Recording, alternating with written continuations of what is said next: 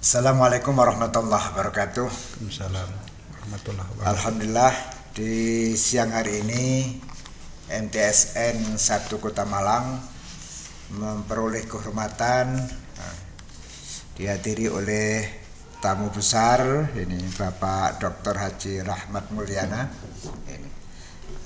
Ses Ditjen Pendis Kemenak RI. Assalamualaikum Pak Ses. Waalaikumsalam warahmatullahi wabarakatuh. Pak Ses, MTSN 1 Malang ini merupakan salah satu MTSN yang berprestasi, baik nasional maupun internasional di bidang OSN, KSM, MAIRES. Juga MTSN ini madrasah negeri yang ada ma'hadnya. Jadi ma'hadnya ikut madrasah, bukan madrasah ikut ma'had. Tentunya ma'had yang merupakan bagian terintegrasi dari MTSN ini, kurikulumnya, kegiatannya senantiasa mensupport kegiatan-kegiatan akademik dan non-akademik yang dimiliki oleh MTSN ini. Kalau menurut Bapak ini yang sudah berpengalaman di berbagai negara ini, itu bagaimana ini cara meramunya, mengembangkannya sampai menjadi MTSN ini salah satu madrasah Indonesia yang bereputasi internasional.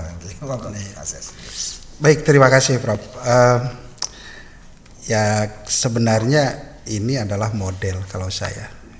MTSN 1 Kota Malang itu model. Jadi kalau berpikir bagaimana mengintegrasikan dan sebagainya adalah sesuatu yang sudah terjadi sebenarnya. Dan bagi saya ini adalah sebagai pembuktian bahwa keterpaduan proses pembelajaran baik dari sisi keterpaduan kurikulum ya, yang kita memadukan antara pengetahuan dan agama, ini sudah betul terbukti, apalagi dengan ada asrama atau ma'had ya di kampus atau di sekolah ini. Jadi saya setuju bahwa ma'had itu atau asrama ini nanti akan mensupport pembentukan karakter khususnya pada peserta didik yang kemudian atas dasar itu juga nanti dikembangkan dalam proses pembelajaran di kelas. Dan ini terbukti bahwa keunggulan ini sudah melahirkan anak-anak yang sangat berprestasi. Jadi saya sangat senang lah intinya dengan prestasi yang sudah diperoleh oleh MTS ini. Dan tentunya ke depan ya upaya yang sudah dirintis ini ya paling intensitasnya aja dan frekuensi yang mungkin lebih diperbanyak, karena konsep kedepannya menurut saya sudah pas. Jadi di kelas saya kira itu sudah tidak lagi tersekat oleh dinding-dinding kelas, yakin kalau proses pembelajaran kayak gini itu berbagai pendekatan sudah dilakukan. Kemudian di luar kelas ya lingkungan ma'had itu adalah lingkungan dalam pembentukan nilai yang kemudian ini dapat mensupport terhadap keberhasilan siswa, terutama tadi saya katakan sebagai pembentukan karakter siswa sendiri. Nah tinggal intensitas dan frekuensinya saja. Dan kapasitas dari para pendidik juga saya kira harus secara terus-menerus ditingkatkan. Kita tidak boleh cepat puas lah dengan keadaan seperti ini, karena kalau kejuaraan itu misalkan pada tingkat OSN atau MAIRES atau KSM itu kan nasional, tapi yang tingkat internasional saya kira lebih diperbanyak. Dan selain upaya-upaya secara berkelanjutan dalam proses pendidikan kepada anak sehingga menghasilkan anak-anak yang berprestasi, juga saya kira upaya-upaya yang lebih pendekatan jangka pendek juga perlu saya kira. Ada upaya-upaya misalkan penguatan khusus kepada anak-anak yang berbakat itu. Dan saya kira hal-hal yang kayak gitu juga sudah banyak dilakukan di sini tuh. Saya bilang Pak Kepala lah udah sangat piawai tentang ini. Itu barangkali kalau itu. Iya. MTSN ini merupakan salah satu model yang mencoba untuk mengintegrasikan kebijakan, kemudian mengintegrasikan program-program mulai dari komite, kemudian musyawarah guru MGMP, lalu kemudian kepemimpinan yang bagus itu, sehingga Mahat merupakan salah satu unit di dalam MTSN ini yang mencoba untuk membentuk karakter Pancasila dan rahmatan lil alamin. Sehingga harus ada jamaahnya, ada pengajian kitab kuningnya, lalu ada public speaking, English or Arabic. Di samping juga ada di sini itu kelas-kelas bilingual dan yang lainnya. Tentunya kita juga masih banyak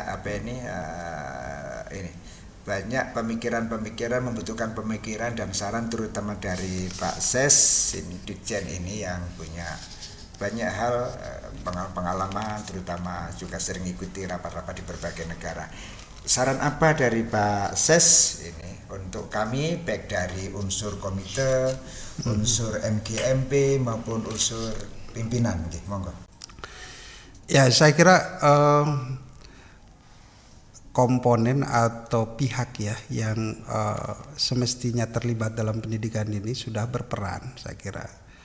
Itu misalkan komite, karena saya melihat salah satu keberhasilan pendidikan di tingkat dasar menengah di luar negeri yang pernah saya amati gitu, itu adalah support yang sepenuhnya dari keluarga atau support dari orang tua siswa. Jadi segala sesuatu itu memang diselesaikan bersama antara sekolah dengan pihak keluarga atau pihak orang tua siswa. Dan ini menjadi kekuatan, dan komite saya kira termasuk adalah representasi dari itu sebenarnya kan. Jadi bagaimana komite bisa ikut menyelesaikan kebutuhan-kebutuhan yang belum terpenuhi. Kalau menurut saya sih, kalau ke depan ini akan lebih besar, memang ada beberapa hal yang masih harus terus ditingkatkan.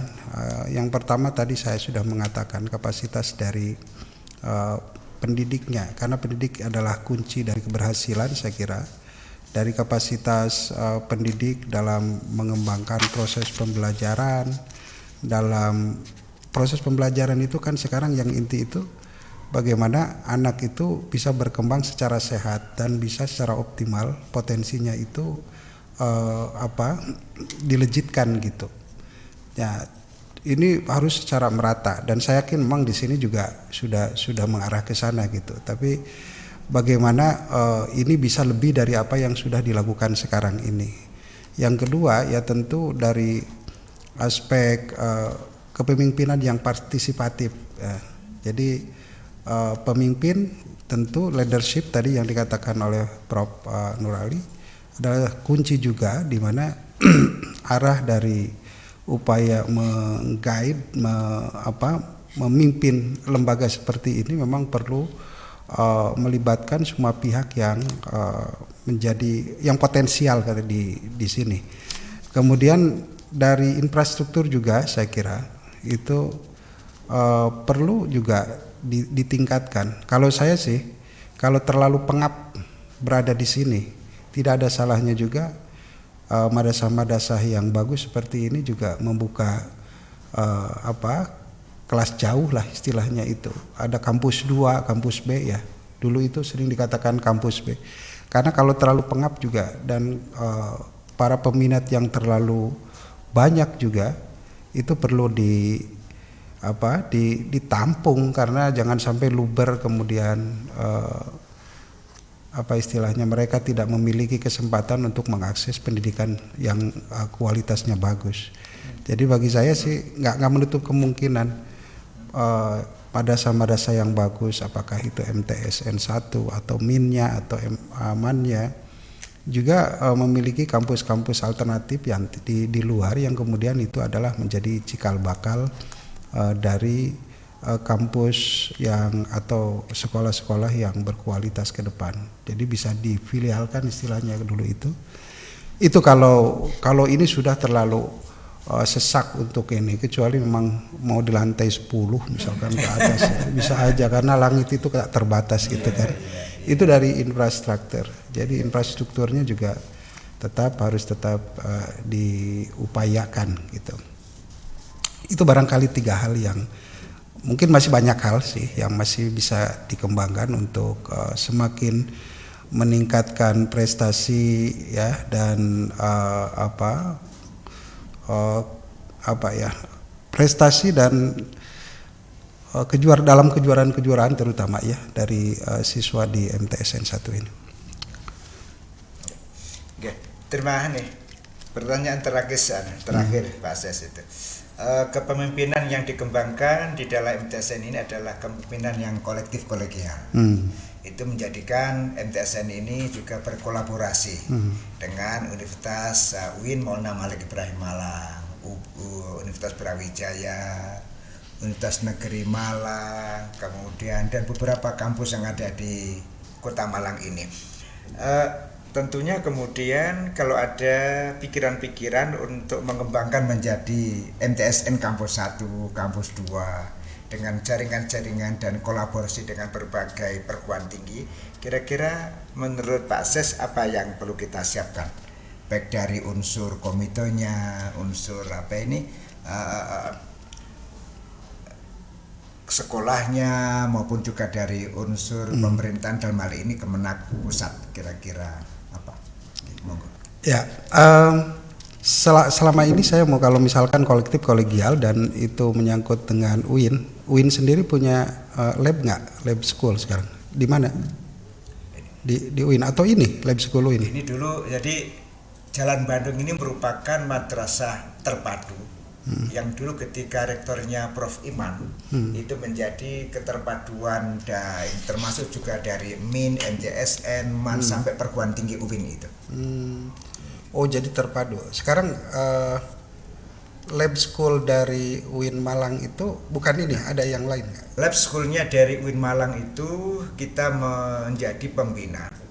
Itu dari berbagai madrasah yang ada di Kota Malang, termasuk di Jawa Timur. Ini, itu. Dan kita ber-MOU dengan kepala kantor wilayah. Ya saya kira memang ini kan ada jalur birokrasi yang agak beda. Jadi kalau UIN itu kan sifatnya lebih otonom ya. Jadi dalam pengelolaan ini, sementara kalau kita berbicara tentang bagaimana mendirikan lembaga pendidikan dasar dan menengah di Kementerian Agama, tentu jalurnya kan ke Kanwil kan gitu. Jadi kalau menurut saya kalau memang ke depan mau ada suatu